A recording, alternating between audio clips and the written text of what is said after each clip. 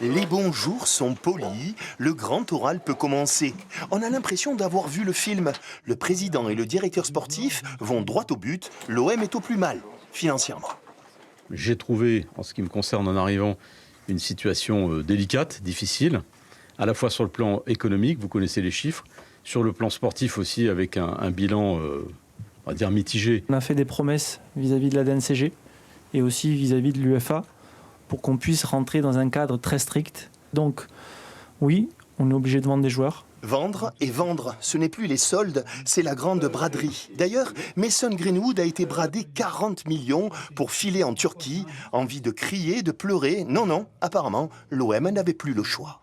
Il y avait aussi une volonté du joueur de vouloir quitter le club le plus vite possible. On était forcément, et nous sommes, liés à des contraintes économiques où il fallait trouver la meilleure solution possible. Vous dire que sur le dossier, ça n'a pas... on va dire, les clubs n'ont pas frappé à nos portes. Orage au désespoir, n'ai-je donc tant vécu pour assister à cette agonie? D'ailleurs, il n'y a personne devant la commanderie. C'est peu de dire que les supporters sont inquiets. On est tous avec un grand point d'interrogation par rapport à la construction de l'effectif et ce qui va se passer à l'OM sur ces 2 mois d'été, là, parce que c'est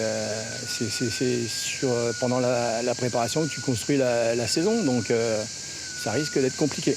Alors pourquoi Bruno Genesio a accepté de venir dans cette galère? Lui, l'entraîneur confirmé, parce que l'OM, ça ne se refuse pas, même aujourd'hui. Lorsque j'ai signé, j'étais au courant de ce qui se passait, j'étais au courant des efforts financiers qu'on allait avoir besoin de faire, que ce soit pour vendre des joueurs ou pour réduire une masse salariale, j'étais au courant de tout ça.